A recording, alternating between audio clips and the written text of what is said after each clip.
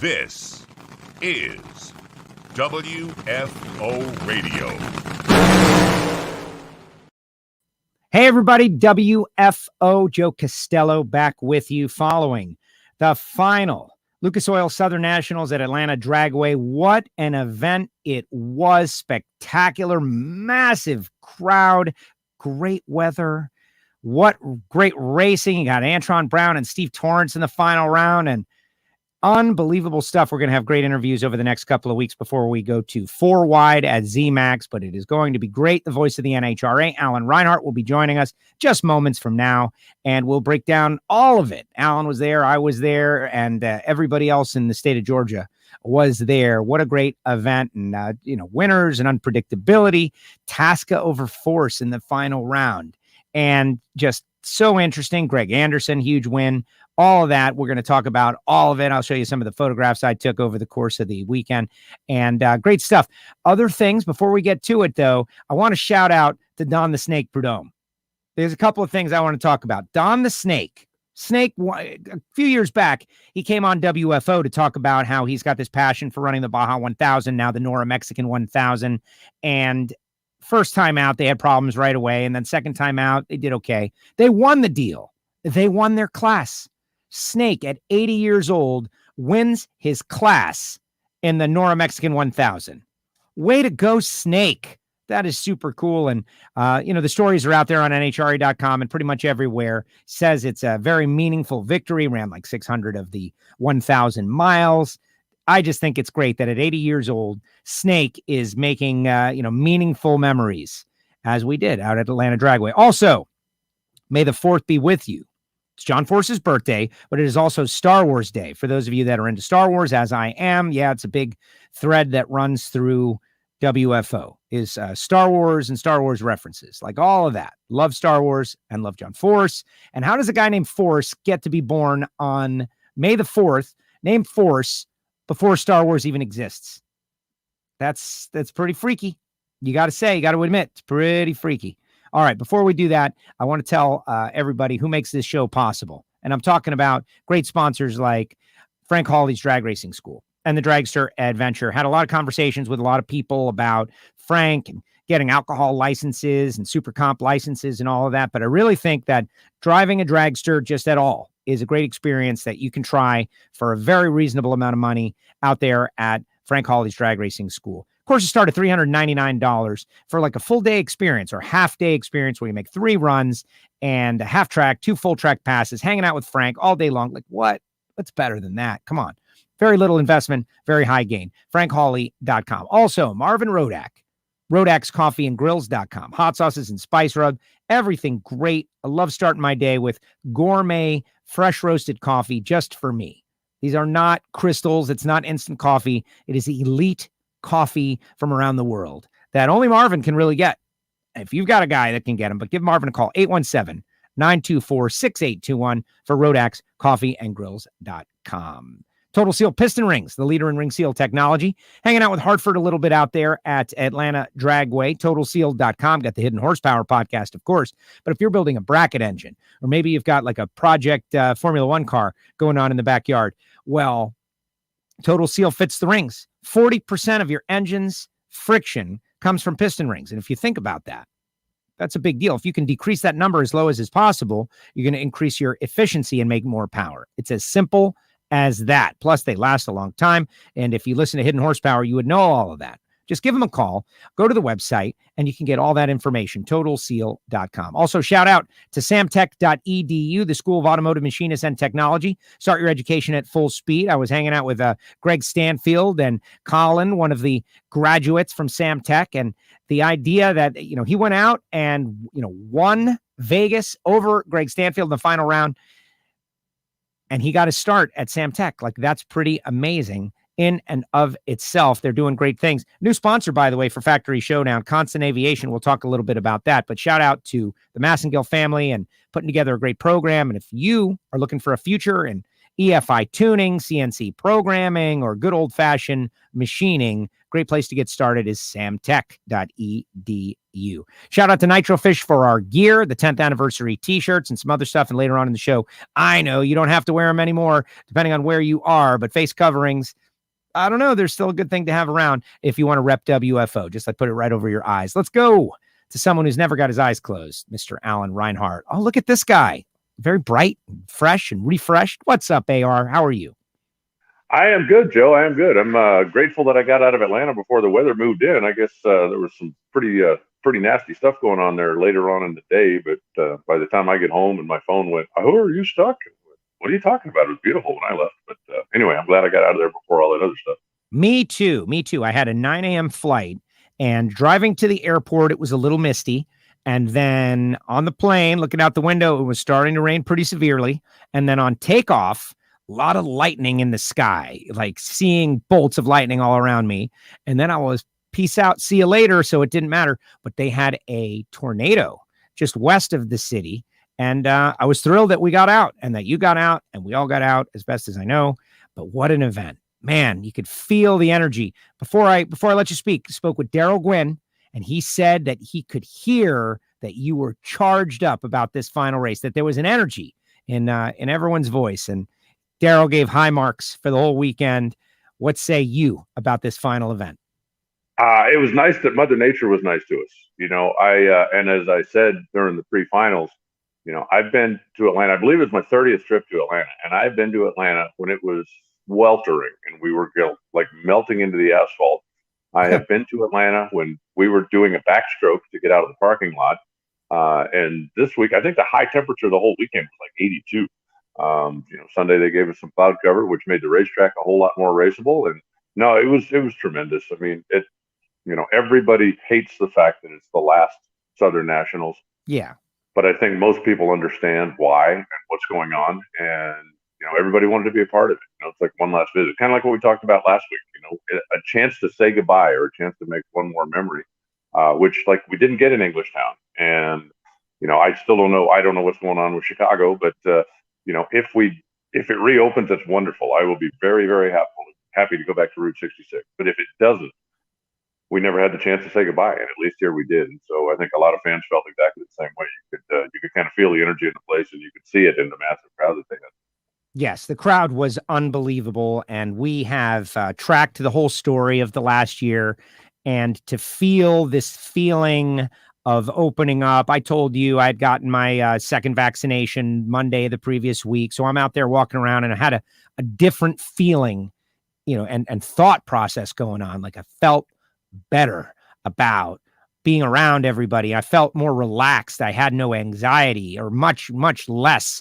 Like this is just for fun now. And it was just great. And talking to everybody and seeing everybody and saying goodbye and taking this. I didn't want to leave, Alan. After it was all over, I went and just kind of drove the pits, and I went and found the winners, and I went and just kind of stared out on the starting line and took a couple of photographs and just lingered just a little bit, because I knew I've been down that road before. I'm never going to be here again. This is it. I'm never going to be here like this again. And then I drove out and I said goodbye, and that was that. I didn't take anything, though. I got to tell you, I took nothing from the track.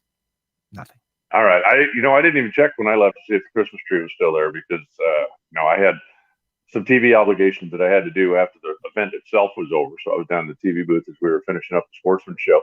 But, yeah, it's a shame. It's a fact of life that sometimes, suburbia overruns things, and I hate it, but that doesn't mean that there's anything you can do about it. I mean, when I pulled in, and obviously we weren't there last year.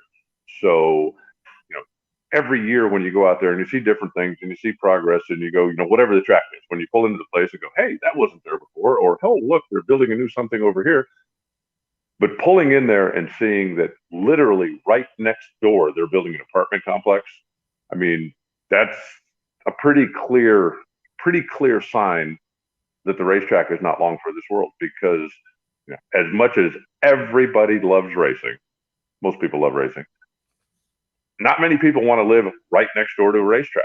And so as the sprawl comes and gets closer and takes over, you just understand that the days are probably numbered. and an offer was made on the land, and it was accepted, and it's circle of life. I love what Ron Capps said on Twitter, though. I don't know if you saw that or not. Didn't.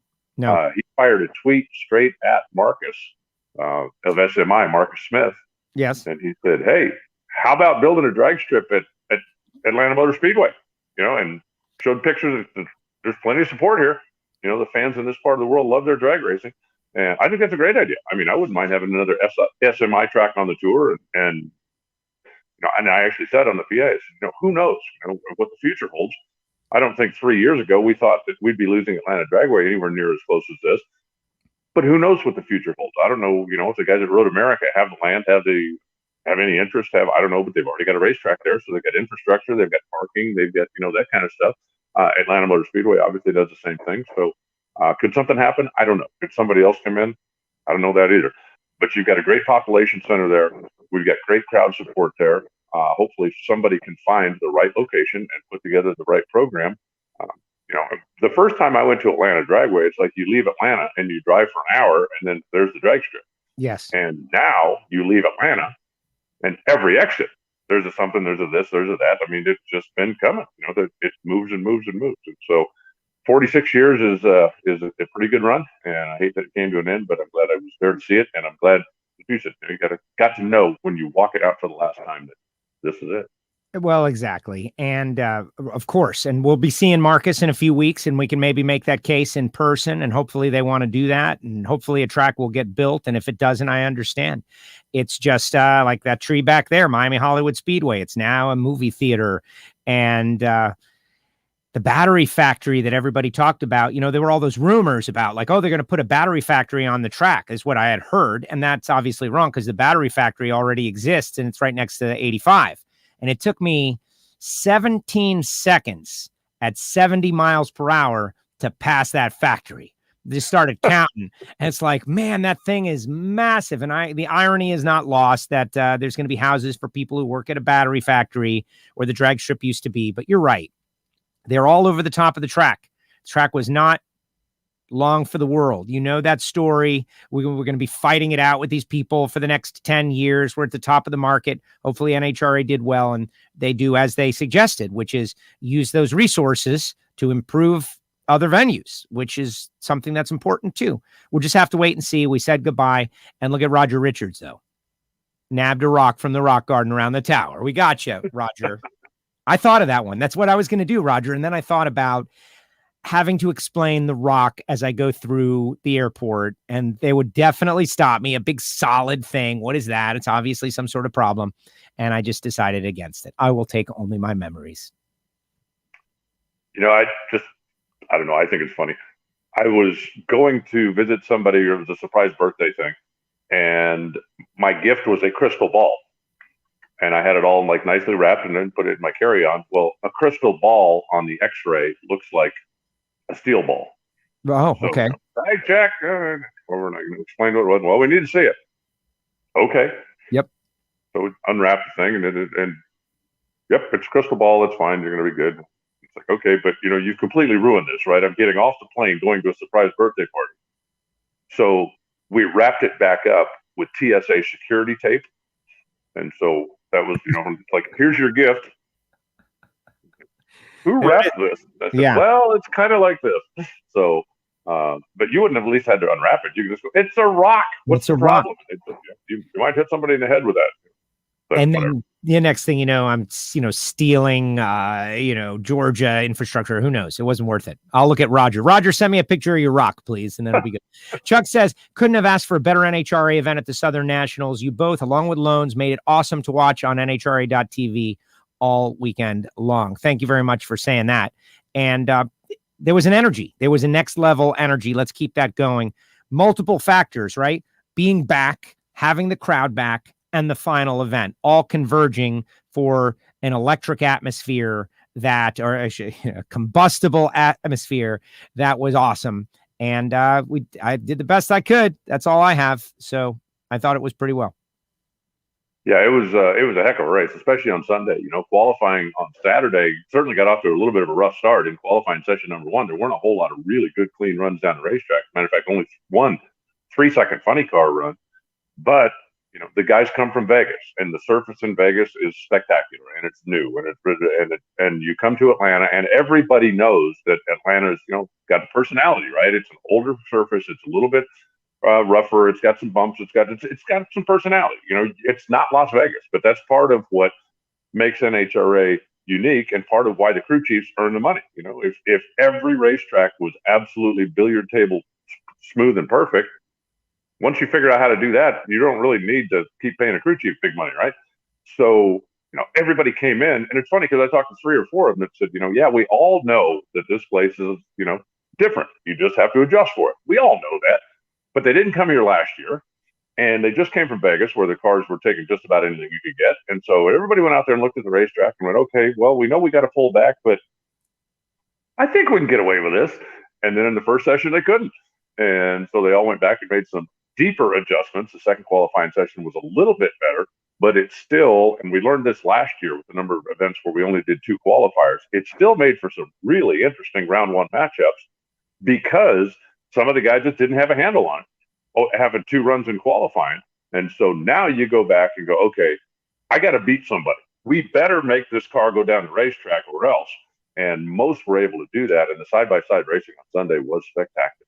And that's the people were getting frustrated in qualifying down there on the starting line, people coming up and, the track and I get it. But all of those things that you listed, coming from Vegas, hadn't been here in a while. I'm always glad. I try to be glasses half full. The fact that they figured it out by the 3rd run, and Sunday race day was awesome. Great racing side by side for the most of the part of the whole day. Like, that is a testament to the ability of the crew chiefs and what they did. First session, yeah, I agree. Not good. Second session, better.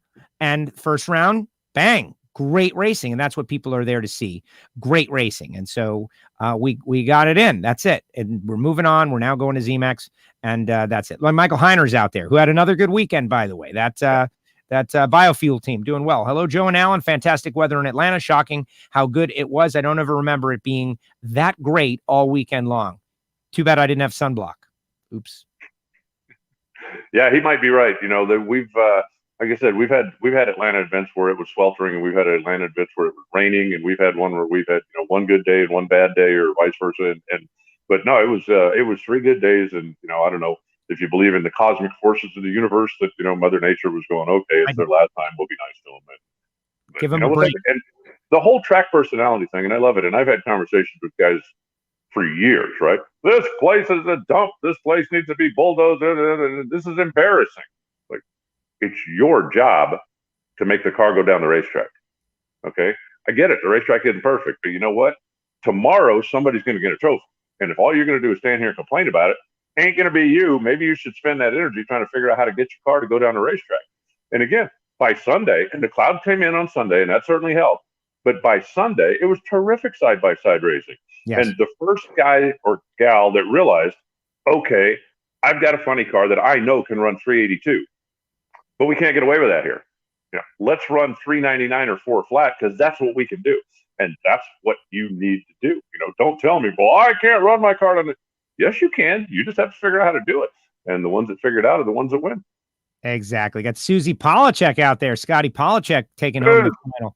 What's up, Suze? That's great. And we're going to have Scotty hopefully later on in the week. So I'm waiting the whole Tetris of who, when over the next couple of days. I'm waiting to find out. Chuck and Brainerd, they give away free tickets to people that live within 1 mile radius of the track to keep it going. I like that. Jason Galvin, great idea. Caps at Atlanta Motor Speedway would be a perfect spot. Did you hear about Jason Galvin? Did you hear about that one? I guess not. He ran a super comp race, right? Like behind the scenes, secretively, he has been doing super comp stuff. He finally runs his first race out there at Famosa, and he wins it. Good for him. I mean, it's awesome, but it's also like this guy winning his first race. What's up with that, Jason? What's that? Did he win an indoor car? It's not that good. Come on now. He's no Chuck Trotter. Exactly. Yeah, I mean, or Kevin Kleinweber, call me when you can win an indoor car. Yes, that definitely is the next level stuff, and we'll talk about that. I'm super excited. Chuck Trotter gets the job done. It's a story that I've been tracking for a long time, and we'll get into the results. So let's talk a little bit about Top Fuel, where Billy Torrance was the number 1 qualifier, but in the end, it's semifinals. Antron defeats Brittany, and they both ran 378. Antron off the starting line first, goes to the final round. Steve-O beats Sean Langdon. who to that point was having like a, charmed and amazing day to set up that final round, Antron versus Steve, the one we were wanting to see as soon as Brian Karate came back, right? Like, and now maybe we're setting up to start seeing that on a regular basis. Yeah, I really think Antron basically backed into that thing. I mean, you look at during the course of the day, I mean, did he really have any competition all day long? Yeah, exactly. I mean, he was in the first pair down the racetrack, so he gets a freshly prepared track. Okay, untested, but still. And has to run Doug Coletta. I mean, is Doug Coletta really a threat? Yeah, easy. Then in the second round, he's got to run the number one qualifier. I mean, a Capco car. And then in the third round, Brittany. I mean, come on, who's scared of Brittany? And then, Steve. And, Steve's been shaking in his boots ever since Brian went back over to there I mean, really. I mean, let's take a look at the 4 runs in the other lane against Steve. Okay, now remember, low ET of the day, I think, was 375. But the 4 runs in the other lane, Doug Coletta went 3,800, Billy went 382, Brittany went 376, Steve went 379. Does that sound like anybody's putting up a real challenge to the guy? I mean, come on, man. He should give back the Wally. He should give it back. Sackman, give it back, man. None of you guys earned it. No, incredible. Incredible. So I posted on Twitter yesterday that I think Steve Torrance was a genius for letting Antron win that race. Because now, until the end of time, who made the last run down Atlanta Dragway in a top fuel car? That would be Steve. Technically, you are correct. He was on the track last. Yeah. So I think that was brilliant. It's like, okay, let AB have this one, and I will be the footnote to history forever. So after it was all over and the replays are going on the screen, I was able to capture this photograph. Don's still looking up at the screen, and those two just talking to each other. And I think it was a great moment. I just happened to be fortunate to be standing there and listening to them talk to each other about the final round. And as you guys played the replays, Billy looked up at the screen and said, "We just got outrun." Simple as that. Got outrun. And Don's like, yeah, and they both just had a great moment and then posed for that shot for me. But this is what we've been waiting for someone. No offense to the Capco team. It's good. Like, all right now. All right. Antron, Brown, Steve, they're great friends. They're buds. They love each other. Brother from another mother, all that stuff. Yes. Now we got 2 3-time champions. Let's get it on. Plus everybody else. Yeah, no, I agree with that. I think that, Mama Kay always says that Antron is like another one of her boys. She's one of her boys. Like all of the Capco guys are her boys. But, I mean, after he goes out there, beats Billy and then beats Steve, I think his Christmas present might have just gone from, column A to column B maybe. At some point, Mama Kay is going to go, okay, look, I love you, but, these are really my boys, and you're just a pretend one of my boys, so quit beating up on my boys. I think it's going to be great. I think Brittany is going to be a championship contender all year long. I think, going to take her a couple of races to kind of get back in the groove. Remember, they sat out a year, and David Grubnick seems pretty comfortable with the car, and he and Brittany have a great relationship. I mean, mark my words, they're going to be in this until the end. I think Doug Coletta is strong, as he always is, as he has been. You look at what Justin Ashley has done. You look at, there's just a lot going on out there right now, and I think that it's a fun time to be a fan. Absolutely. It's a fun time to be alive, as walking through that crowd and seeing the nitro warm-ups and seeing everybody just elated to be back. This is what we needed. We need to be back, and we're back, and we're coming back, and it's just amazing stuff. But Chris is upset. He's angry. Why was the television coverage on the East Coast starting at 11:30, and why couldn't they do something? Well, here's the thing. Obviously, I think this was a moved race. I think it had something to do with this race was originally scheduled at a different time, and then they had to move it to another date, and they had to work it out with the network. Yes, that is a bit of a bummer, but that's why you've got to have NHRA.TV. As simple as that, so you can watch. Or just record it and watch it later. Yeah, I mean, that's not ideal. Nobody is going to sit here and go, yeah, we strive for those things. But sometimes adjustments have to be made. And as Joe pointed out, you look at what our TV schedule is overall, and overall, it's pretty darn good. You look at what our former network partner did to us, and overall, it wasn't pretty darn good. And so occasionally, if we have to make an adjustment, or, we adjust the race and they do what they can to accommodate us, we're going to live with that, and would it be what we want in a dream world? No. But I think if you take it overall, you take the overall body of work, if you're sending a guy up to the plate that's going to strike out 3 times out of 10, but hit home runs the other 7, I'm going to forgive him a couple of times that he swings and misses. And, in this case, it was everybody just trying to do the best they can. And this was the best solution. Is it a perfect one? Is it what everybody dreams of? Of course not. But this weekend, it's what we had. It's what we got. And we'll go to Charlotte next weekend and do it again. Exactly. And that's the kind of thing where I really think that, yeah, that was a bit of a bummer. But if you're a fan, you've got NHRA.TV available. You don't have to get the whole year. You can buy a single race. You look at the television thing. Oh man, this one's going to be 11:30 at night. Someone's going to ruin it for me on social. I will lose the thrill of the moment. You get the weekend event for, what is it, $12 or something. And then the ones that are in a nice TV window, you get that. It's just, and speaking of which, I just want to point out, my phone, this is a really dumb thing of me to do, but I'm going to do it. My phone has not blown up once this year saying, NHRA.TV is off the air. Joe, it's your fault. Figure it out. Get after it. Why do you complain? I haven't heard anything for whatever reason. So either one or two things is true. They haven't had off the air problems, or people have finally learned that I can do nothing to help them. Which do you think it is?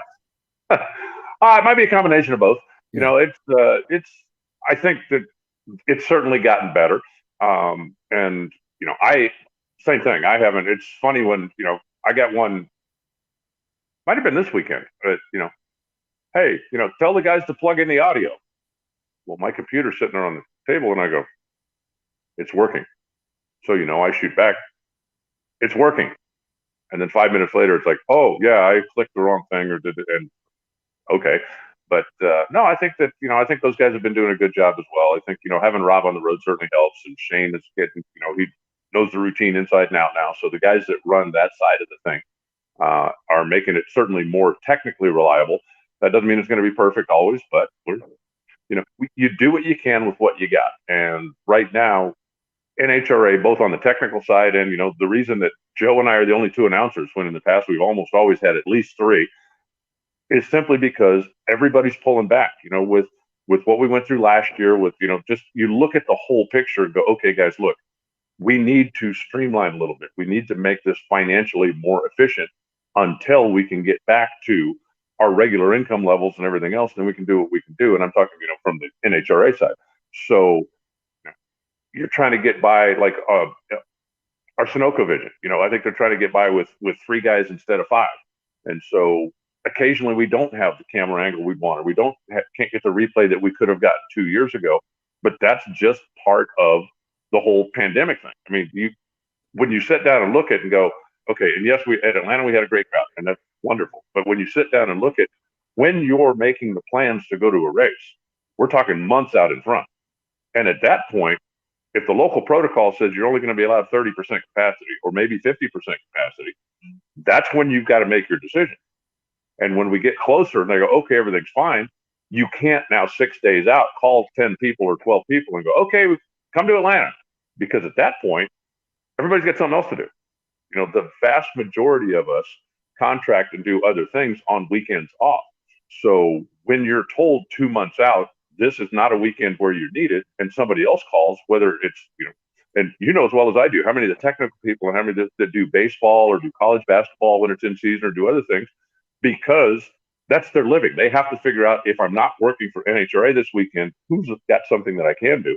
And, I don't know a business out there right now that is getting by, that is still utilizing the full staff, maybe other than Amazon, because, yeah, but, from 2 years ago. And everybody I've talked to is like, oh man, yeah, this thing hit and we had to make some tough decisions and we had to kind of streamline things. And now business is coming back.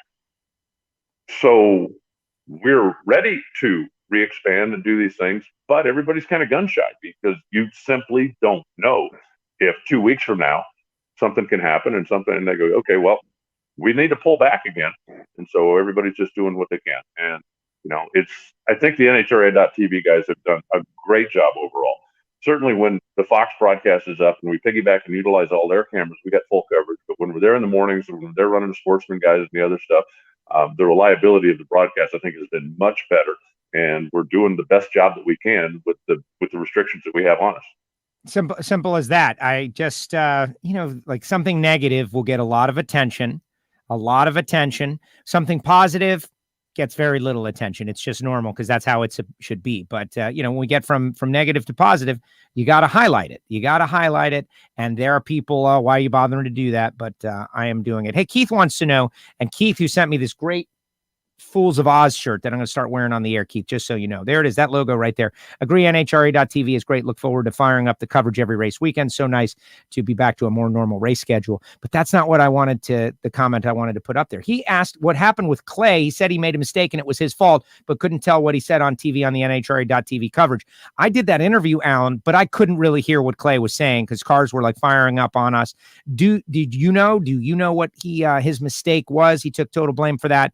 And I don't know either. I thought that he might have said it and I just didn't hear.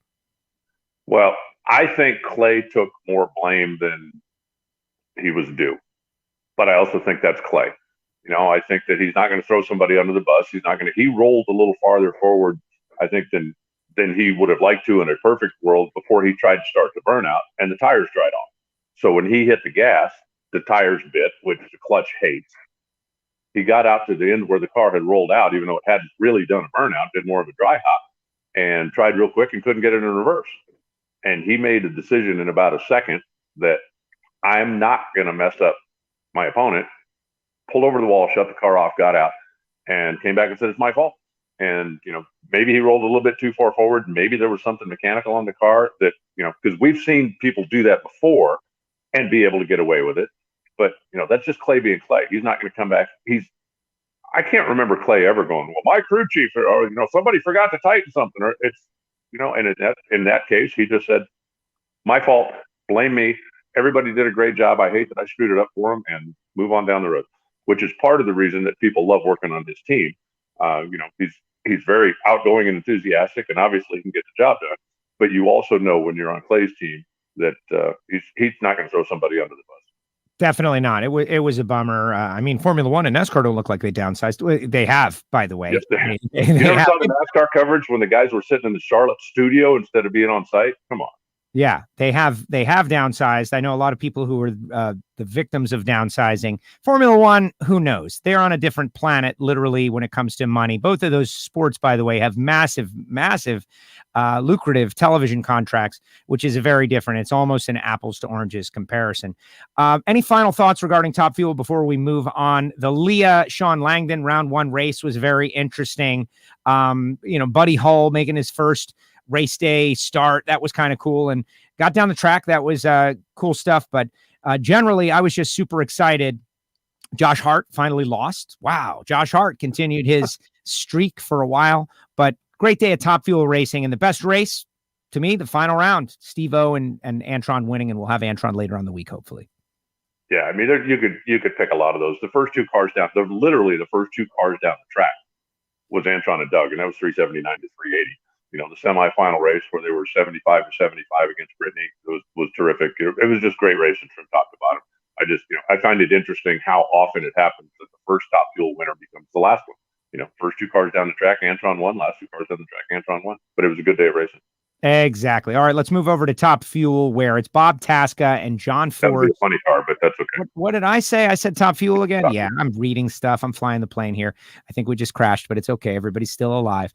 Tasca wins 2 in a row, and Force, though, like, what a great performance by Force, and nothing against Bob Tasca, and him winning 2 in a row is great, especially for Ford and their investment, and Bob Sr. being there 2 in a row, and Carl being there, and it was great, and I love it. But part of me would like to have seen what would have happened had Force lit that scoreboard, because I think they might have rushed to the track like the end of a college football game. Because you saw all weekend long, if Force just drives by, they're like, Force. It was just crazy because he had so much success back there in the 90s and all. Started the morning on the track walk and gets down to the final round. Very successful day. Tasca's your winner. But Force isn't going anywhere. His car's running well. Robert's car's running well. They haven't had, quite all the results that they wanted, but, they've each been in the final round so far, and we've only been to 3 races, not counting the 4-wide, just because of its unique format is different. But, they're going to be fine. John John has kind of a knack for winning inaugural races and also for winning, sign-off races. Had a good car, had a good day, just came up a little bit short. They both rolled him in there a little bit in the final round and came up, I think it was 4 flat to 401. But, Tasca, when he hired Zippy and John Schaefer and put everything in place last year, everybody forgets because last year, the Don Schumacher domination, right? They won every race and they finished 1, 2, 3, 4 in points. Bob Tasca finished 5th in points. So being the best car that wasn't under the Don Schumacher umbrella officially was kind of, I think, showing signs of what's going to come. We've got a great team. We've got everything put together. We can run with anybody. They didn't get a whole lot of race day good fortune last year. And of course, there was, the one race that Bob had to sit out because he had tested positive. But I think you could kind of see the direction that the team was going and what was happening, that Bob was ready to break through and win. And the fact that he's done it twice now, and I'm not sure he's done winning. As a matter of fact, I'm sure he's not done winning. You look what Zip has done over the years. John Schaefer's a really smart guy. They've got a little bit of rhythm now, and they got a lot of confidence now. And for guys that are big home run hitters, they're never lacking in confidence. But when they start winning, that just makes them that much stronger. Absolutely. And I can't help but think of Eric Lane, who helped as that team reemerged, and, John Force kind of enabling his own assassin in this case, because Mike Neff was over there for a long time. And this is what great racing is about. When multiple personalities emerge, we do not know what we're going to see this year. We do not know who the alpha of the year, if there is even going to be one, or maybe it will just be wide open competition throughout the year. But Tasca has now won 2 races, and in my opinion, fulfilled his promise to the Ford Motor Company that not only are we going to win, but we're going to win often. And they are now winning often, 2 races, great performances. That whole team, those guys over there, like you said, they're feeling it. They got that confidence, that swagger that comes with it. And let's see what they can do. I like Bob because he's a talker. He's not afraid. His winner circle interview, when he said, or his top end interview where he said, break out the bulldozers, that would annoy and anger some people, right? Because it's a sensitive time where we're all emotional. He doesn't care because he just won. It's over. I want it. I like that out of Bob Tasca. And I think an active and winning Bob Tasca could be a bit of a catalyst for some fun and friction later on in the year. It certainly could be. And I'm all for it. And, Bob's not afraid to talk, especially when he's winning. And so bring it. I just think, and you also know, and we've all seen it go through cycles. When you start winning, it kind of perpetuates itself. Because when Bob goes up, we go to Charlotte next time is 4 wide. And again, that's kind of a unique format. But as you go through the rest of the year, teams start looking at you differently. When it's like, man, that guy's won 3 of the last 4 races. We better really pull out something special to beat him. And then you end up getting some more, potential 3 rounds, or you get some, you get inside the head of your competition, and that just helps you keep the ball rolling. So, good on them. I like Bob, like the family, always have, and I love the guy's enthusiasm. Look, we're here to win. We're not here to make friends. We're not here to sing Kumbaya. We came to win, and when we win, we're going to celebrate the win. And good on him. And Bob Sr. down there, the emotion that he's got, and those guys are really nice guys. They're great guys. And he hadn't been to a race. He had some health issues to come back and be rewarded with back-to-back wins. What more can you say? Big victory. I can't believe we couldn't talk him into a Tasca Automotive Group sale. Yes. Yeah. I figured that'd be a thing. But, part of their business plan is that, they don't have a sale every week. It's like, we give you the best pricing all the time. You come in here and, you're never going to go to Tasca, buy a car, and then find out 2 weeks later somebody else bought it cheaper. So that's part of their whole group. So I get it, but it's still fun to needle them a little bit. Good to see Jim Head have a good weekend with Blake Alexander. I know that they lost to Tasca, but it was a great race, and they're starting to feel it. I want them to get up in the mix. We just can't have Don Schumacher and John Force and, occasionally Coletta's mix it up. If we could get some of these other teams to just be in the conversation, Wilkerson, Blake with Jim Head's car, Tasca, Cruz. If they can advance, which it looks like they have, Cruz with a tough first round against Force, I get it, but that's going to just change the dynamic of the sport, and I think we're going to be living it over these next few races. Yeah, I really had said at the beginning of the year, I expect Cruz to win and win multiple times. Tim Wilkerson he needs like a luck transplant, or like Warren Johnson used to say, I'd never dream of ever getting good luck. If you could just make the bad luck quit, I'll take it from there. But wrong place at the wrong time. First round, right? First round or second round, second best run. Yes, 398 and lost because the guy he was racing had the best run. He could have beat 6 other guys, but because of the guy he was racing, and like I said, I think if somebody could just take away, the bad stuff, they'd be fine. I don't think he needs good luck. I don't think he can just make all that other stupid stuff go away, and and watch Tim. And I think that they certainly have everything in place. They've got good performance. They're running solid. They're running consistent. They just need to, get rid of that. What are you kidding me? Stuff that keeps coming up. Maybe we'll go and we'll sacrifice a chicken or something in the pit area at ZMAX. No, we would never do that. We could eat some chicken. We could get some Chick-fil-A over there, and we'll just eat. I was just, right down the road from ZMAX. We could all go to Hooters and sacrifice a chicken there and see if that. We should do it. We'll see what Hartman and Wilkerson say. If we could do some sort of a ceremony. Hey, that kind of stuff sometimes works. Pro Stock, Greg Anderson. And Vincent Nobile in the final round. And I think it was so great to see Vincent, Nikki from social media department. She's like, guess who's here this? And I was like, Vincent's here. And Vincent goes out there and gets to the final round. And what was a great day of racing. And then you pointed out that he was technically kind of the event defending winner in Pro Stock. And then it all made sense.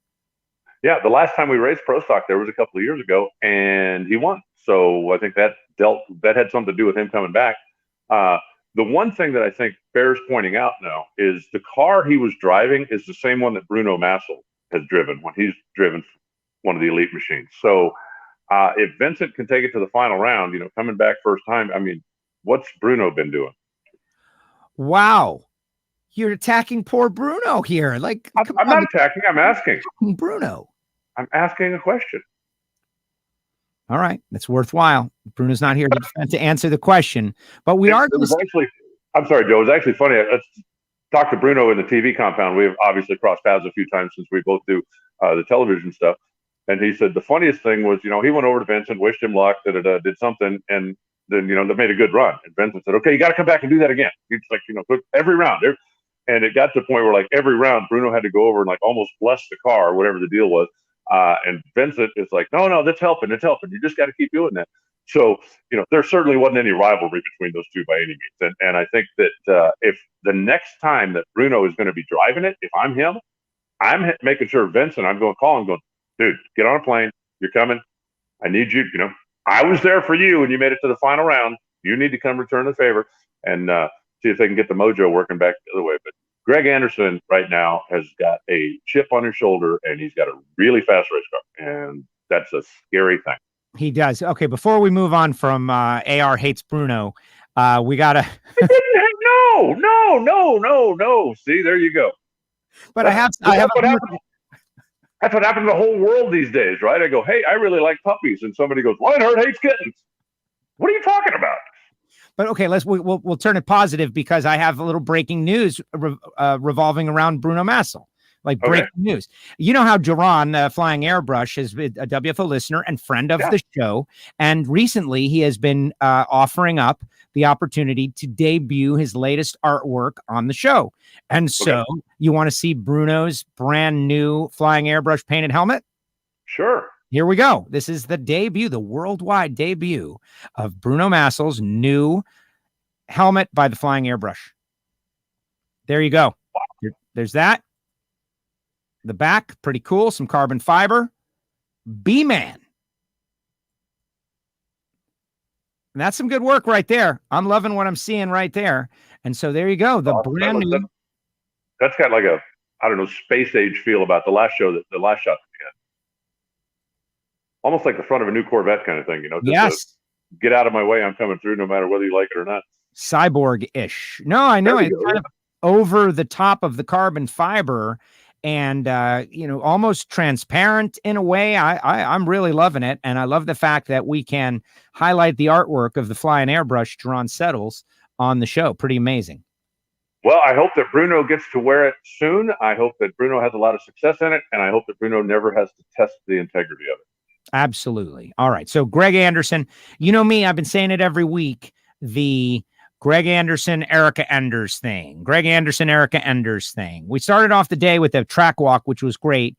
And Alan, I had to make a decision whether to bring Warren Johnson up last or Greg Anderson up last. Wanted to start with Force, and we had to get Antron back to get ready to be the first pair out. And so I'm looking at the two, and I just thought to myself, Greg Anderson's got a shot to win this race here today. I'm going to bring him up last for the track walk Q&A. And he said, I want to make this my most memorable Atlanta Dragway experience. He goes out there, runs Erica in the semis, beats Erica, goes to the final, wins the final. That's old school Greg Anderson performance. And I'm thinking that they are, it's going to be like super fun to watch or annoying to watch if you don't like GA, but this is why we pay to watch this sport when we do, because the best of the best are at their best right now. Well, I think the key is performance. You hit it on the head. Qualified number one, had a really good car. I don't know that he was low of every round. I'd have to go back and take a look at that, but had a really good car. And if you look at the top speed numbers in Pro Stock, which I do constantly, he didn't have top speed. So that tells you that he's not out horsepowering people. That tells you that they have got the whole package going. They're getting the power to the ground, and whatever they're doing between shock and clutch and gear ratio is working right. They have stumbled on something that apparently nobody else has. And, when you look at the qualifying sheet, you go, wow, everybody's within a tenth of a second, or everybody's within 800ths of a second. Then you look at it and it's like, oh, well, the quickest run of the round was a 52 and the slowest run of the round was a 55. Man, everybody's right there. 300ths in Pro Stock is a bunch. And, if you don't believe me, go up there and be 300ths late on the tree every time and find out how often you win. But that is a huge advantage to have. And it really doesn't appear like they're out horsepowering everybody. It appears like their car is working. They've got something going on, but they got a lot of brains over there. And not that they don't anywhere else, but they got a lot of brains over there. And I think you're seeing some of the dividends for all the years when they did out horsepower everybody between Greg and Jason, and that was their big thing. They just out horsepowered them. Yes. But they had the two cars. Well, Elite starts fielding more and more cars, and obviously, like the Frank Iconio group of people now, I think, is working together, and they're gaining information at a more rapid rate.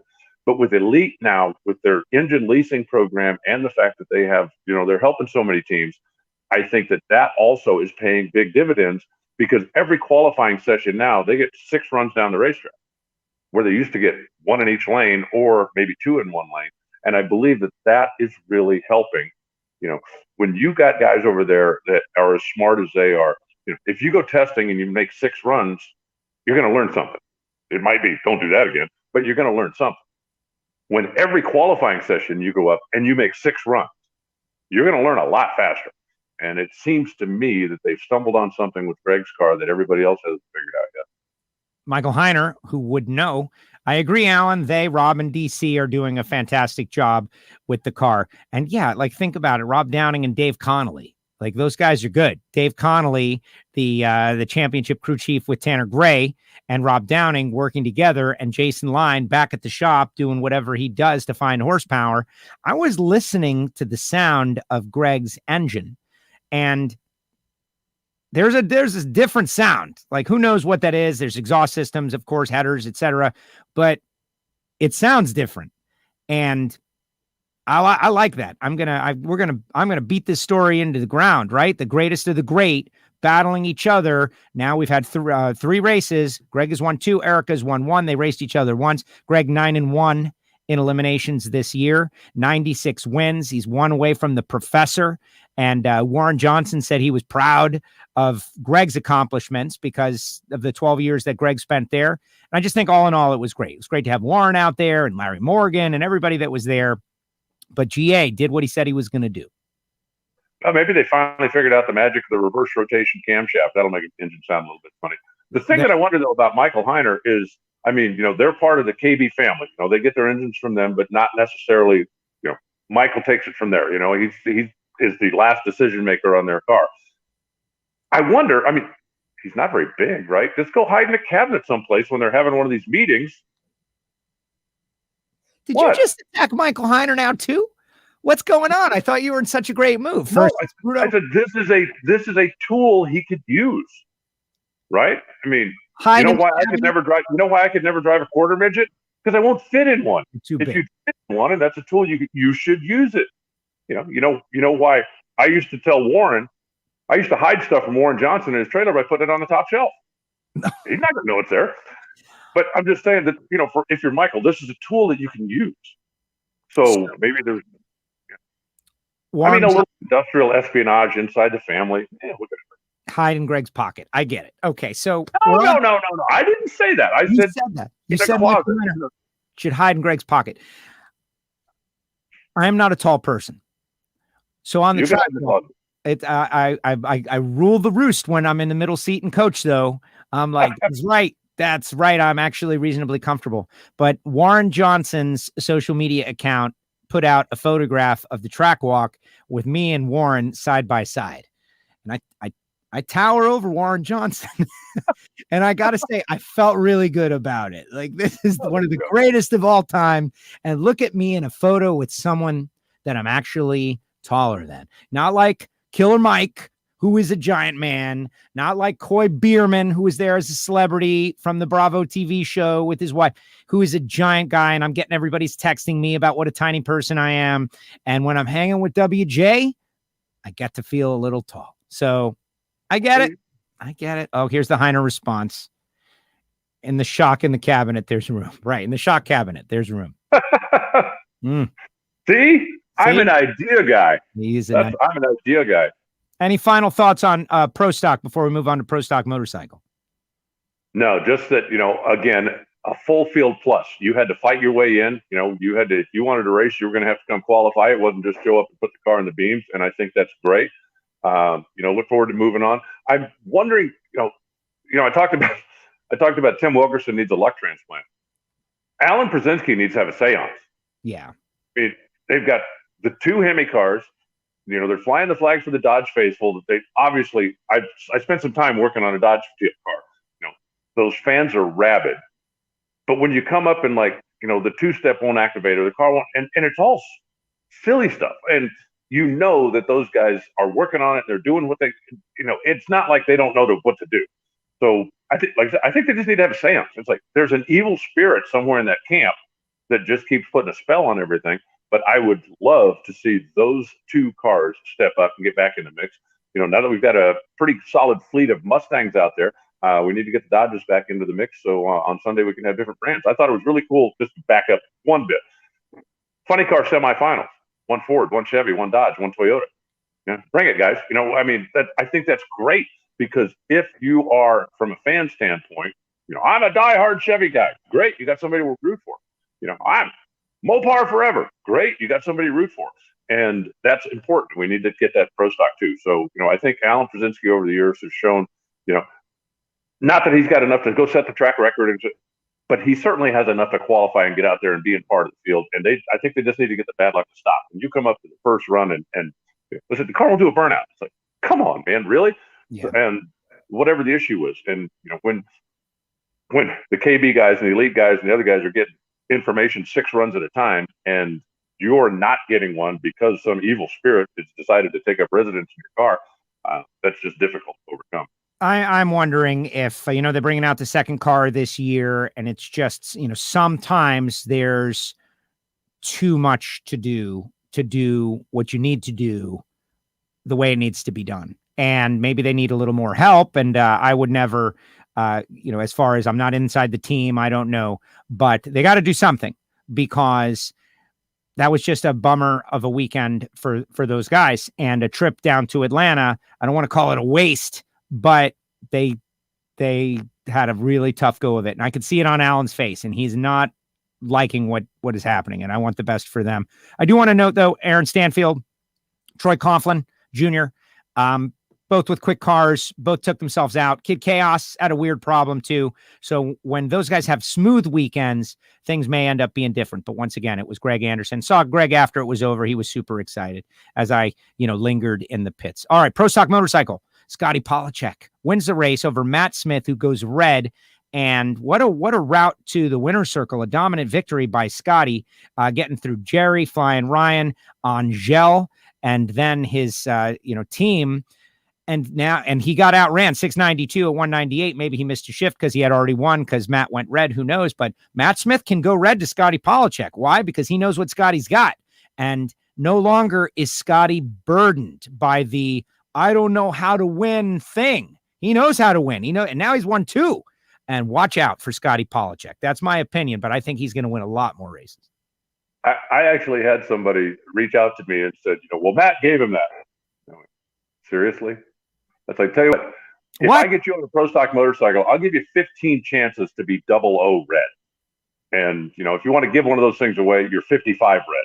Or you just go out there and miss a shift and run it in it. Matt was going up there, as you said, knowing that's a fast motorcycle. If I relax, he's going to kick my tail. I need to be on time. And he was 1,000. I mean, 001 was the red light. It was 1,000. Yeah. And, obviously, that's kind of mixed emotions for Matt, because as much as he obviously wanted to win the race, the trophy still, comes back to his camp and his trailer. It was great that Suze was there, since she wasn't there in Indy. And I think there was some kind of, conspiracy theory going on, like the people that believe we never really landed on the moon. If Susan wasn't there and he comes home, look, honey, really, I got the trophy. And she's going, yeah, right, sure. But now, that she was able to actually be there and witness it, then I think not only is that good for him, and, he's got the bookend, didn't have to wait too long for that. But I also think that, Suze now will believe that he really did win it. And she's on there watching, which is great. Says that he bogged, but he shifted great, of course. I liked what they did with the Denso flag. I like that they did something. Like, to me, that was really cool that Angie and everybody, they knew they had won the day. They won the day for Denso, and they did something cool on the starting line to emphasize their weekend. Like, let's bring the Denso flag up there. Let's put our mark on here. Like, thinking that kind of thought, to me, is important, and they did a great job. And Suze said, and I'm not bad luck. You're not bad luck, Suze. Nobody ever thought you were bad luck, Suze. Nobody ever thought you were bad luck. Okay, so just want to point out that AR hates Bruno. And who was the other person but you love Suze? You're like Michael Heiner. Michael Heiner, right? But Suze, you're okay with. You're big. You're lifting her up. You're lifting her. I want to point out something though. You talked about like what they do for Denso and the flag and that kind of stuff. With all this, anything you can do to get your sponsor a little extra exposure. I wonder how many people know how much Matt and Angie actually do for Denso. Last year, on the way to Las Vegas, they had a stopover in Tucson. They have a big parts distributorship here, and they had a stopover and came and unloaded the bikes. And Matt and Angie, they had customers come down, and it was not the hugest event because of what we were in the middle of. But in my shop neighborhood, I'm basically an industrial strip mall. A couple of guys that run a shop across the fence. It's just a general repair shop. They don't do a whole lot of racing stuff, just a general repair shop. And they got an invite and came back with like, look, hey, got a signed photo, got to talk to Matt, and we're very enthused about, that this was something that Denso did for their good customers. But, when we were talking last week or 2 weeks ago about, like what Ron Capps does for his customers, there were so many of the guys. I wonder how many people know what Matt and Angie do when they're on the road. It's like, okay, we're going to be driving from here to here. We've got 5 days to get there. And okay, we've got a day, right? We could go sightseeing, and sometimes they do. And, we could go fishing, and sometimes they do. But if there's a Denso thing in the neighborhood there, and they can put something together, they're willing to do that. That's a big deal. And I think that's a big part of why Denso got on their team in the first place and continues to expand. I mean, you remember Denso originally was on one motorcycle and then a sticker on the other, and then it's on 2 motorcycles. And now, but I think it's because of what they do. On track certainly helps. But what they do behind the scenes is an added value, and I think Denso sees value in it. And going up there and waving the flag, bring it. I mean, why wouldn't you? Why wouldn't you? They should have stayed for Greg Anderson, though, who had Denso. I was thinking the same thing, actually. Yeah. But if you're up there like this and then Greg loses, it's like, oh. Exactly. And I get it, the bikes. But the program that Matt Smith has built, you remember how many different sponsor announcements they had. Like, we've got these guys coming on board with us, and this is going to be finally the way. And then the person disappears. He's lost in a sinkhole or something, right? The business goes out of business. Who knows? Matt and Angie, we went through that like many, many years, and they finally got together with Denzo, and the stability is all that they needed. And now he's got a program with all their bikes are fast. Angie can win. Scotty is winning. Matt can win, showing their stuff. And I think it is great. Want to note the Harleys. Angel was no longer. They're not Harleys anymore. The Buells, the Vance and Hines Buells. Speaking of bikes that sound different, Alan, I like when something sounds different. Those, whatever they are, they sound very different than everything else out there, which is cool. It differentiates it. It was great to have Eddie back, Andrew back on bikes. Just a great weekend all around. Yeah, they are Vance and Hines powered Buells. They have a V-twin engine that was designed and built by Vance and Hines, and Buell bodywork.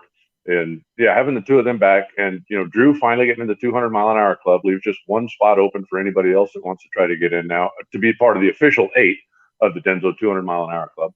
And certainly they're going to be a force to be reckoned with. I think that they showed from the speed numbers they put up that they got a lot there. It took them a few runs to get the ET down in the neighborhood where they wanted it, but I think once they get a few runs back in, get comfortable on the bike, that they're gonna mix it up with the show offs in the class as well. So good, and again, it just makes it more fun.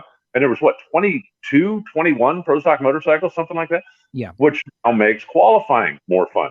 When we went out to Las Vegas, and there were a number of teams that didn't go out there, and I get it. Originally the bikes were going to run in Vegas, the bikes were going to run in Pomona. You had a reason, you bring your rig across the country. And when you look at the fact that, a number of the teams are, independent teams, they don't have full tilt sponsorship. They don't. And so when you look at what it's going to cost to drive all the way out there, what it's going to cost to drive all the way back. So we're a little bit short on the motorcycles out there in Vegas. And, again, the chirpers, right? That's it. Oh, look, everybody's quitting. There were 22 of them in Atlanta.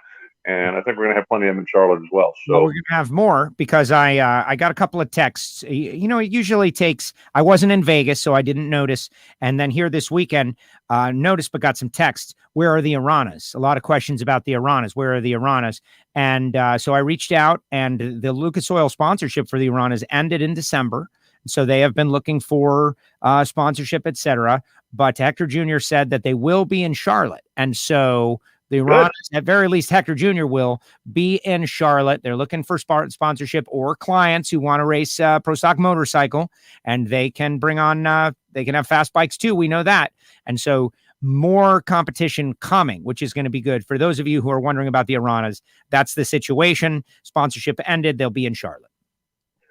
Yeah, and hopefully they can put something together because, as you said, they've got, they certainly have shown the ability to make power and put fast motorcycles on the racetrack. So if they can get back out there, that'll be great. And I've been meaning to reach out to Hector as well, so maybe I'll do that when we get off the air here. Exactly, and it is what it is. This is tough.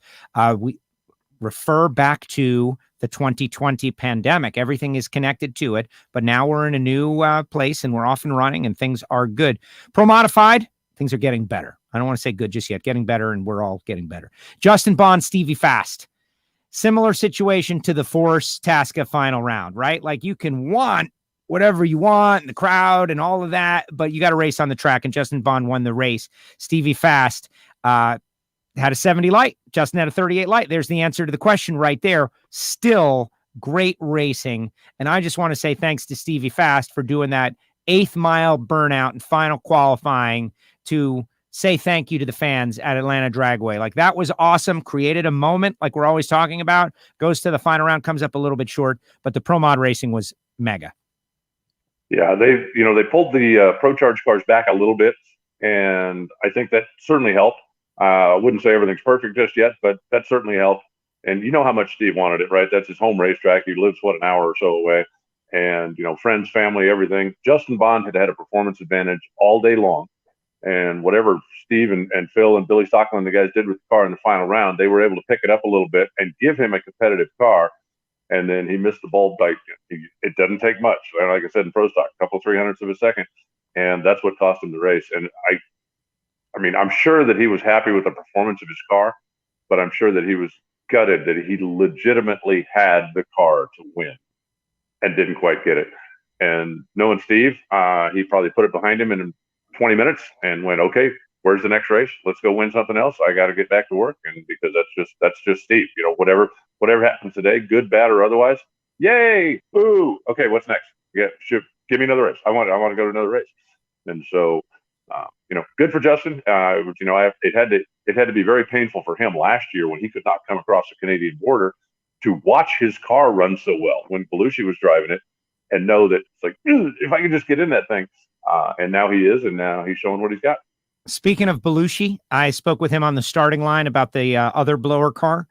Clearly, he learned from his time with Tricky Ricky. And he says, the Pro Charger cars, if NHRA were to pull them back even more, I want to be ready with something super fast.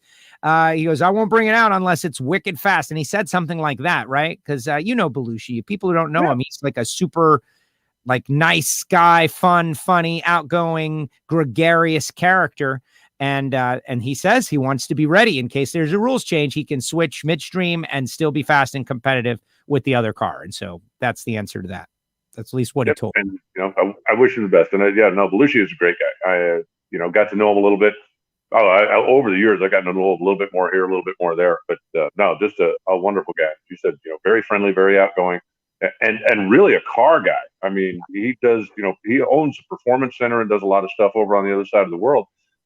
And he just really has a passion for fast cars. And even though he was driving the top fuel car for a while, I really think he feels like the Pro Mod is better because it's a car, and that's just kind of him. But he's, had a really fast car, has had for the last few weeks, and, just need to get it all together. Need to get it all come together on Sunday. Couple notes. We were super excited to see the new tree. The new tree did not happen. Damaged in transport. It got damaged being shipped. And obviously it won't show up in Charlotte because that's 4 wide and that's a completely different thing. But it should be ready for Houston. But I was looking forward to seeing that too. And when it wasn't on there on Friday, I thought, I have to probably save it for Saturday. And then when it wasn't out there Saturday, it's like, all right, Scoop, what's the deal? And he explained to me then that it had been damaged during shipping, and they were fixing it and getting it ready. And hopefully it'll make its debut in Houston. Whatever. Let's look at the other winners. Rich McPhillips and Matt Gill. First time. In for the the first time. Ranks. Like, how great is that? They were both awesome on the stage. The new Parade of Champions on the stage. At first, I wasn't into the idea of going up on the little stage, but it's better because the person is forced to understand that they're going to be the center of attention, and they go up there and they bring it. And Rich Jr. brought it. What a great interview. And Matt was great. First time winners, closing that place down. Just spectacular, both of them. Yeah, for Rich, and I don't know if he mentioned this in your interview with you or not, but the thing that made it extra special for him was that was the first place his dad ever won, was in Atlanta a number of years ago. So for him to do that, and the fact that it was his debut race. Right. Megan Smith, Madison Payne, and Rich McPhillips were all racing national event level for the first time in alcohol dragsters, and he was able to make it happen. Obviously, Matt Gill has run a number of them, been close a number of times and got a good car, but finally now, for all the times that his dad has been saying, when are you going to get one of those, kid? When are you going to get one of those? Now he's got one. And for Rich, it's kind of exactly the opposite. And I said, as soon as his win light come on, I said, oh, they'll never be able to live with it now. He's going to go back and go, Dad, why'd you make this look so hard all this? Piece of cake. But no, congratulations to him. And I think we certainly need to mention Jackie Frick, another final round. I mean, it's getting to the point with Jackie and John and the way that car's running right now, when you almost look at the ladder and go, okay, who's going to race Jackie in the final? Because they're just finding a way to do it. And once they start breaking their bad luck string or turning around those final rounds, they could go string a few together. That's a good race car right now. Absolutely. Scary moment, negative moment. Joey Severance went on his lid a little bit. Pretty spectacular moment. And I went down and asked him if I could take this picture, and he said yes. But they're working on making it to Charlotte, right? Richie Crampton is doing the chassis. Right now is in Richie Crampton's shop. They got the front half off of it. My understanding is that the back half really wasn't hurt. So it'll get front half, obviously replace the wings and whatever else needs to happen. And for those, if you haven't seen the footage, you can find it pretty easily. It's on NHRA's YouTube page. The clutch disintegrated and locked up. And I've never seen before, and it was funny because I went down and talked to Joe, and he said every crew chief in the pits had been over looking at it as well. it stopped the engine. And that's, to me, just ridiculous. I've seen him shear the bolts off the flywheel. I've seen him break the crankshaft, but it just stopped the engine. And Joe at the time said that he hadn't completely tore the engine down yet, but once they got all the junk off of the back of it and out of the bell housing, that the engine turned over, all the pistons were going up and down, everything was doing. And to stop, locking up the back tires is a pretty good lockup. But stopping the end, stop, like, that's amazing to me. But said the transmission wasn't hurt, the engine wasn't hurt. Fortunately, the car slid a long ways. Again, if you want to find the video, it won't be too hard to find. The car slid a long ways, came off the wall, and then when it got sideways and went over, by then it had scrubbed off enough speed that the wing strut kept it from barrel rolling. Because if that happens, immediately, right? If it locks the tires up, turns the thing sideways immediately, then the wing strut is not going to be able to stop the car from rolling. And that's when you end up barrel rolling, and it would make it considerably worse for everything, for the car, for the driver, for everything. But just lazy things. It's actually funny, too. I don't know if you talked to Joey, but Joey said the worst part for him was the thing got stopped, and he's laying there, and he said he could see the fuel running out, and it's like kind of running this way, but it's not like panic thing. But he couldn't get out because his helmet wouldn't fit between the windshield and the ground, just because of the angle the car was at. So they came back, and as we saw, and as the footage will show on the TV show, if you catch it when it comes on next week, they actually rolled the car back on its wheels, and then he just climbed out of it the normal way. But safety stuff did its job. Joey was able to literally walk away. And when I talked to Joe that night, he said that he had already been in contact with Richie Crampton. They have a good working relationship. And Richie said the shop will be ready when you pull in. And with a little bit of luck, they're going to be in Charlotte. That's their plan. Way to go, Richie, by the way, jumping in on that. And I just want to say, Joey, as you know, is a mild-mannered character.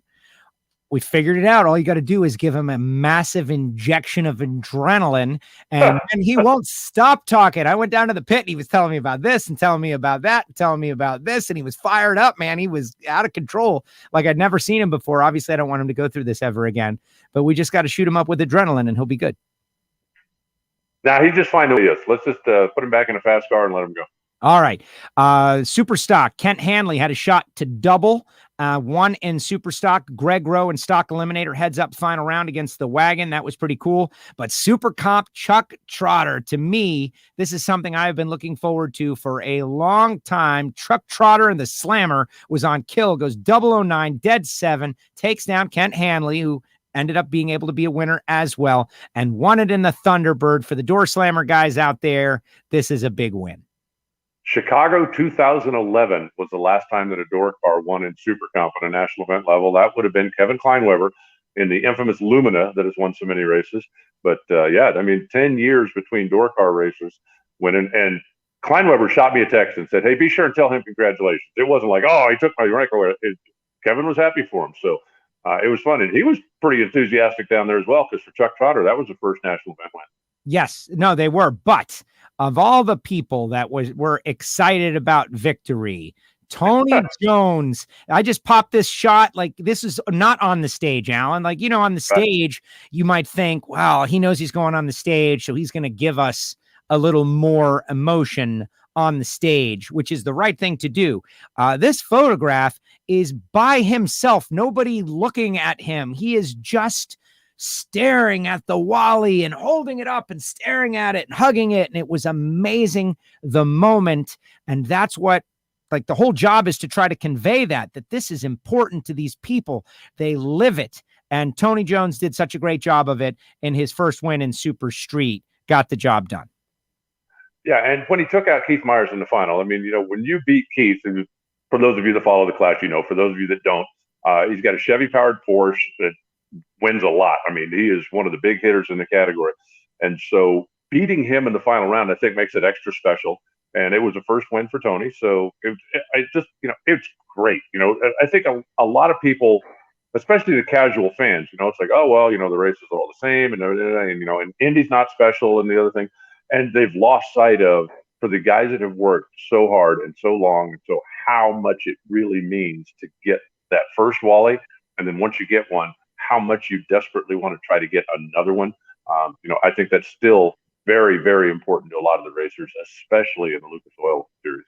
Absolutely. Luke Bagacki winning in super gas. Very terrible, Luke, that you forgot to throw out the parachute for your little man there, but it's okay. I guess you'll get another one. And Dylan Stott. I called him out for that on the TV show too, just so you know. Good. So, he sees it, he's going to go, Dad, everybody knows. Well, it's funny because I remember Luke has been on the show and he told me that whole story. And so I'm waiting to see if the laundry comes out, and it didn't. And I'm like, And so we had to nail him with that. And we did. And so that was good. And then Dylan Stott, they are having a sale. There's a sale at Stott Ford today. Fifth time he's been in the final round. First time that he's been able to close the deal. And, kind of like Tony beating Keith in the Super Street thing. You beat Sandy Wilkins, right? Yeah. I mean, it ain't like I beat somebody who's never sat in a race car before. He beat Sandy Wilkins in the final round. And that is big time reason to celebrate. Good for them. And as he said on the stage, we will have a sale at Stotts Ford this week. So if you want to buy a Ford, go down, make your best deal, and then tell them, hey, what about that Dylan won Atlanta part? And I don't know what the sale is. I don't know, they'll give you an extra $5 off or a free cheeseburger or something, but there's something there. So if you're buying a car from Stotts Ford this week, make sure you ask for the Dylan wins special. Discounted True Coat on all Mustangs. Jerron says, listen to this crazy thing. I would give up all my artistic talent to win a national. It's so incredibly important, says the Flying Airbrush. Yeah, I don't believe that. Okay, Jerron, I don't believe that. As much as it's a big deal, you got all that talent. Alan, it was a great race. It was a great time. It was historic. We lived it. It was fantastic, but now it is over, and we are looking ahead to NTK, 4-wide Nationals, ZMAX Dragway, Charlotte.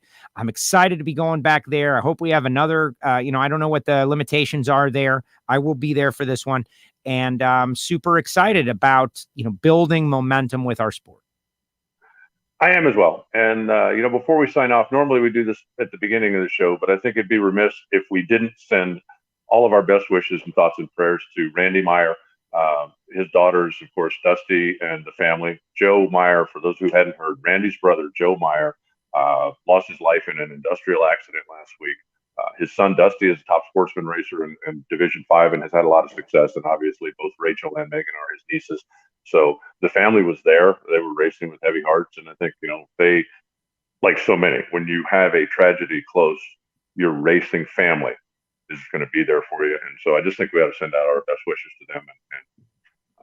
Absolutely. It's a difficult time, and your racing family is here for you, whatever you need. Communicated with Dusty a little bit on Facebook, and just can't even imagine. And when and we're blessed to know so many great people, and the more people that you get to know, the more often you're going to deal with these just horrific, nightmarish tragedies. And that is one that I can't even imagine. Thank you, Alan, for mentioning. Next week, we'll be talking about Charlotte, and we'll do it all again. If you're in the St. Louis area, there's a Mother's Day, Mother's Road kind of thing going on at Worldwide Technology Raceway. It's a Friday, Saturday, because obviously Sunday being Mother's Day. And if you want to come out and check it out, it's not going to be necessarily like hardcore action. I think there's going to be just kind of Route 66 kind of thing. So I honestly don't know what it's going to be all about, but I'll be there. So I'm looking forward to it. I appreciate getting the invite from Blair, and another weekend on a plane for me. Excellent. Get those segments, baby. Build up that status. That's really what it's all about. Getting the segments, building the status. I was first class to and from Atlanta. I'm getting used to it. When everybody comes back, I'm going to get bumped back into the back again in the middle seat. It's going to be a bummer, but it is what it is. Speaking of status, I just want to ask you. I just want to share this with you. On my flight from Chicago to Tucson, I changed planes to Chicago for whatever reason this time. I was sitting next to a concierge key guy who has never flown an international flight ever. Whoa.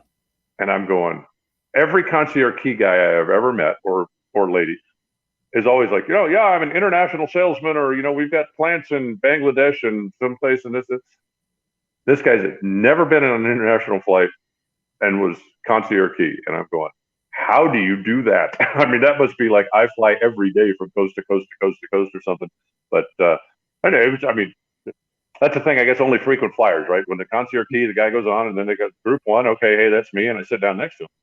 And I told him, I said, geez, I hope you don't mind sharing the row here with just a lowly executive platinum. I said, what do you do? And he said, I do some consulting. And I said, you must fly all over the world. No, actually, I've never been out of the country. Really? And so anyway, I just thought it was an interesting, 10-minute conversation, and then he did his thing and I did mine, and we had a nice, safe, friendly flight down to Tucson. So I got upgraded, but I didn't know, and I was disappointed. Normally it tells you, and your app updates. Mine didn't. And so I get to the gate, and I'm sitting there, and I'm like, I'm going to make a move here. And I went up there, and I'm like, hey, listen, I'm not on the upgrade list. I'm not anywhere. And I'm like, listen, I feel like I probably should have been upgraded for this, and it's not showing, and whatever. And they're like, oh, yeah, you were upgraded. Here's your ticket. And I'm like, yeah, that's right. The squeaky wheel gets the grease, baby. And they're like, oh, no, you would have... we would have told you as soon as you checked in, but now they're, the film. You don't check in on your phone? I did. That's what I'm saying. It didn't tell me on my phone. Somehow something in the system was, going to get cocked. But anyway. All right, Alan, great job. Really appreciate it. I'm glad we got to fly up front with the cool kids. Thanks, Joe. It was cool. Take care. Yeah. I had a Bloody Mary and went to sleep. It was awesome. Hey, see you next week. Thank you. All right. Take care. There goes the voice of the NHRA, Alan Reinhart, with us here. I did the wrong thing. There you go on WFO radio. How about it? All right. Final comments in the comment section, guys. Put your final comments in the comment section, and we're going to get up on out of here. But I am going to share with you my photographs from the weekend. This is kind of a new thing that I'm doing as I go to these races, as I appreciate my opportunity to go there and be a part of it and hear things that I would never hear and see things that I would never see and share them with you, the fans of Camping World Drag Racing and WFO radio. I'm going to do that because I want you to, I want to do more. That's it. I want to do more to bring you closer and behind the scenes. And I had a great weekend, but big thanks to Total Seal Piston Rings, TotalSeal.com. If you're building an engine, if you're having an engine built, insist on Total Seal Piston Rings. Have them call Keith Jones or Lake Speed or one of the guys in the sales staff over there. They will get you dialed in for whatever your needs are, and do that before you build the engine. Don't say, yeah, I got all my parts and what rings do I need? Start with the rings. That's what we have learned, and it makes all the difference in the world. Also, Frank Hawley's Drag Racing School, the Dragster Adventure, licensing, alcohol dragster, alcohol funny car. Communicated a little bit with Tony Stewart this past weekend about their amazing program that they got going, and the fact that he spent so much time with Frank Hawley in that video tells you all you need to know. I really appreciate that Frank Hawley's Drag Racing School has been on WFO for so many years. And if you are going to go, let us know, because we would love to know how it went. Samtech.edu, the School of Automotive Machinists and Technology. Start your education at full speed. Blockhead, CNC programs, motorsport, EFI, tuning. If you want to get started in motorsports, aerospace, Samtech, great way to get started. And Marvin Rodak, 817-924-6821. Exotic coffee from around the world, roasted fresh per your order. It's not cheap coffee, guys. If you're expecting to pay the same thing you get for a vacuum-packed bag of garbage grocery store, that's not what this is. This is the good stuff. And you can call Marvin and talk about it. And what I would do, I would just order a lot. Get the hot sauces and the spice rubs too. Pretty amazing stuff. If you want WFO gear, face coverings, of course, still doing that. I know they're not like outside mandatory anymore. They're not even a thing in some places anymore. And that's great. I will still choose to have one for certain situations. Obviously work. Oh man, I got into it. Yeah, I don't know. I got into it with some of the people who were suggesting that I should take off my mask while on the job. And it's like, the next time one of your employees, which, I'm a contractor for the NHRA, I'm just going to skirt their rules and do what something is directly against what they're asking me to do. Like, really? What would you do if your employee just said to you, no, I'm not going to do what you said? You'd fire their butt, is what you would do. And so that's what people are trying to do. They're trying to get me fired. It's fine. But WFO face coverings, we've got hats and stickers and all kinds of stuff in the WFO radio store. Not to mention, if you want Snake's book, it's up there. If you want to pre-order the Warren Johnson book, it's up there in our WFO store. And we got some graphic tees. We got some good stuff up there in the WFO radio store on WFOradio.com. But the face coverings, you get a patch, you get some stickers, and the face covering. I think it's good. I use mine to mow the lawn. Why should I breathe in all that dirt? Right? Simple as that. All right, get your final comments in the comments section. But here are my weekend photographs. And there were a lot more. But some of them, first of all, I walk through the gate. Boom. Who's there? Dave Morris, Sue Morris, Ronnie Ciani, who are running Super Gas. They're all WFO'd out for the most part. hats and shirts and everything. They were ready. Dave Morris gets down to 8 cars. He had to run cool hand Luke Bagacki. Luke used the force and beat him because Luke is like one of the greatest of all time. Although he did not throw the laundry out for his kid, but that was the first thing I saw. It was cool hanging out with Killer Mike. Killer Mike took this selfie on the starting line. Huge drag racing fan. Killer Mike has got a Grand National that he is working on. And it was fun. Good times. Love when celebs come out. Joey Severance car, obviously askew. One of the pro stockers that was on display, Reed Wisnan, a name from back in the day, the golden era of pro stock. Just a shot in front of the tower on the track walk. I was thrilled and honored and excited. It's all new. It's all fresh to be able to do the track walk and engage and interact with fans of drag racing, which is my favorite thing. I love the cars, but the people. And we have this shared energy, like this shared experience being on the track walk, which was awesome. And I did the whole full fan thing, like me in front of the tree. Come on. Why would I not do that at Atlanta Dragway? Roger Richards got a rock. I got this. Just seeing everybody out there on the starting line and looking out at this scene for the final time. Chuck Trotter winning in Super Comp 009, dead 7, 173, 24th out, victory over Kent Hanley. The door slammers are back. I showed you this already. Tony Jones had to just capture this moment because it is so meaningful. Bob Tasca, just watching the replay. Like, he doesn't have to put his hands up like that because he's just celebrating. And of course, Billy and Don. Pretty awesome. The two power broker owners in Top Fuel right now, spending time together, talking about that moment. What more can you say about that? It was great. And I uploaded this because it was Erica and Team Elite talking about Joe Meyer and just, you know, how we all are thinking about the Meyer family and how can't even begin to imagine the horrific feeling that they have and the roller coaster ride that is life. Right? You're on top, and then you're experiencing a moment of just horrific personal tragedy. Megan getting ready to bring a new life into the world. It's just crazy. It's an amazing thing, but we're thinking about you guys. All right, let's get to the final comments and then get on out of here. Jerron, I'm getting close with all my back and forth D7 working in Florida for what? Concierge key? I don't know. I think you're still far away from that. Executive platinum? Probably. But then again, he is the flying airbrush. Absolutely loving the extended show. It's not extended. It's just we've got something to talk about now, Derek. It's like we got real results and we got to cover stuff. I'm not going to just jump off the air because I want to.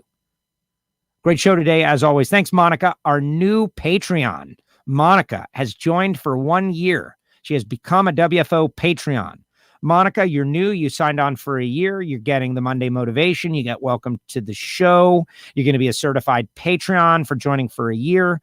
All kinds of great stuff. You got the unvarnished race recap yesterday, got off a plane, showed up here at the studio and thought to myself, I've got new patrons that I have to welcome. And we did a show for them and it was cool. It was just 20 minutes. It's not long like this. But thank you, Monica, for supporting the show, both here online and now as a patron. You guys can find out how to do that on the website if you want to do that, but you're not obligated in any way. JJ, do you hear a reason for Alexis was flickering the staging lights? TV thought it might be a body issue. And Alan and I discussed that as well. Tried to talk to Nikki and Dell, and they were just distraught. And I'll reach out at the appropriate time. Corey Reed had a problem, and just I don't want to call it rage, but the moment was just too much, and did not get that information. I am pushing more now for stuff, but Nikki was Nikki's a friend. It's just like incredulous with the disgust of the moment. So the answer is no, JJ. JJ, another Patreon, by the way. Thank you, JJ. Appreciate you tweeting out pics of the gear you bought. WFO hats available in the WFO store. Center logo WFO hats almost gone. Your last chance. I didn't get to follow the race this weekend. Thanks for a complete recap. Way to go, Jeff. DND must be working. Don't ruin it for us. But yeah, says Derek, not their business. Good point. I don't know what this is about, though. Looking forward to racing in Atlanta in October for the Division II ET Finals, says Mitchell. Yeah, go get it. And I've got an arrangement already. That's when we get the stuff. That's when we break out the hammer and the chisel. I look forward to this show each week. Well, thank you for that. Thank you. Tell your friends. Tell a bunch of people. Share the show. There are so many fans that when they find this show, they're like, oh my gosh, this is where Suze Polachek is commenting on the show. She just won the race. Like, this is pretty good stuff. Thank you. Thank you for that. Cody, what's up, buddy? Thank you very much. Cody's a good racer. Great show. Thank you, Jim. Jim tells me a story about him. He's texting me. He's a listener, right? And that's why I love this audience so much. And Monica, Monday Mo. He's texting me a story about sitting in the parking lot and having to change a cylinder head, not having tools. And he's talking about Larry Morgan. Him and Larry Morgan back in the 70s or 80s. And they got a crescent wrench and they got to change cylinder heads with, a channel lock. And they got it done. But you just never know who's out there watching a show like this and what their personal history is and what they have done and who they've gone around the country with and the experiences that they've had. And it's just, to me, it's amazing that we can be entertaining for people like that. So, Jim, thank you very much. Well, it was great. I did not get to follow up with Larry, though, but I will. It was a wide open weekend, man. Full throttle from the first second. Changing my clothes in the parking lot till right now. Wide open weekend. Thanks to Jerron for debuting the brand new Bruno Massel helmet. AR hates Bruno. How weird. Obviously, it's a joke. But anytime you can pile on for something. Hey, I've got the Italian superstition thing going on. Vincent told Bruno he need to keep coming back by the pit area. That's exactly what happened with Don Campanello and me. Exactly. Same thing. Don't change anything, right? If Vincent had won the race, would there have been a protest? Hey, you guys are using, dark forces and power of cosmic energy to make things happen. I don't know. But it just sounded very familiar to me. Sounded very familiar. Yeah, you guys got to keep coming by. Anyway, I appreciate all you folks out there. Thank you for watching the show. The archives are loaded. It is a podcast. Subscribe to our podcast so you can go audio only from your mobile device and hear the Ignition Show. We had a great time on the Ignition Show. It is pure fun. The Patreons get to be on there. It's great stuff. And that's all I got. We'll see you next time right here. WFO tomorrow, hopefully, 4 p.m., hopefully, with somebody. Hopefully.